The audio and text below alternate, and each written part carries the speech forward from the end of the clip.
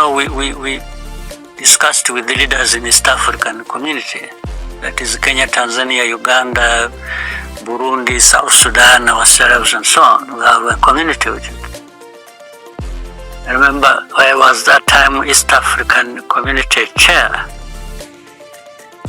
We talked about, we could see a lot of flows of used clothes, second-hand clothes. Tons and tons, more in Kenya, more in Uganda, Tanzania, Rwanda, wherever they were. So I raised an issue in the meeting. I said, and I told some of the countries I know in this community, I said, I know you grow cotton, a lot of cotton is grown in your country, in this country.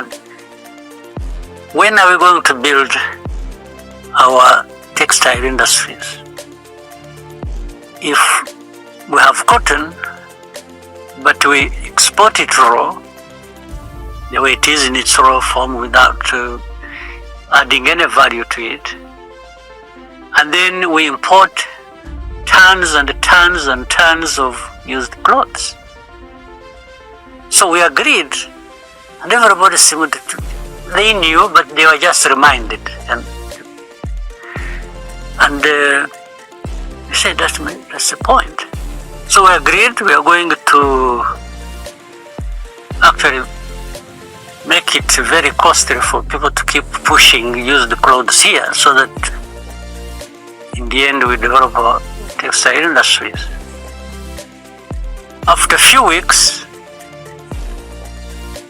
in fact for us we were not even, so the industry of pushing, no, they went to these leaders and warned them and said, no, can't stop. Who did?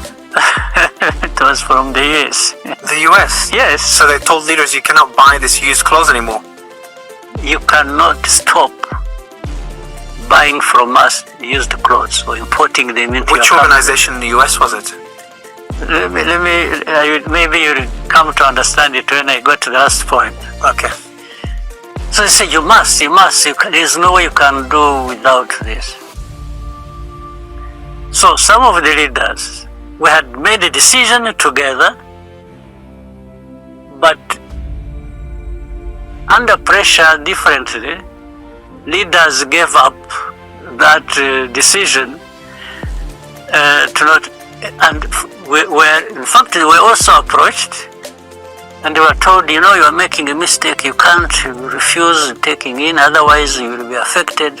They even warned us that if we insist, we are going to be struck off the beneficiaries of AGOA, African Growth Opportunity Act. So other aid was going to be crossed off because you don't want this. Yeah, you didn't want this used clothes that was hurting your textile industry, that was preventing you from building a textile industry. Like, I don't want this. This helps us. This one helps us, but I don't want this one because it doesn't help us. They're like, nope. Either you take this one as well, or we'll stop the good one. That's exactly what happened.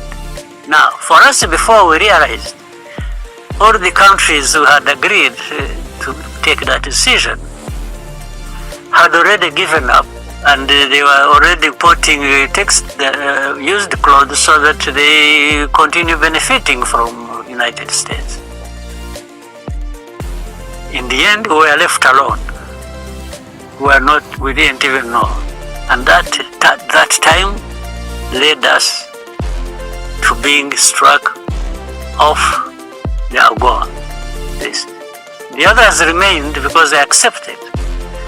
For us, we were struck off the list of AGOA beneficiaries because of this argument. That's good. But who makes those decisions? Is it like some junior people in those organizations that are like, no, we need to keep that up? I don't know.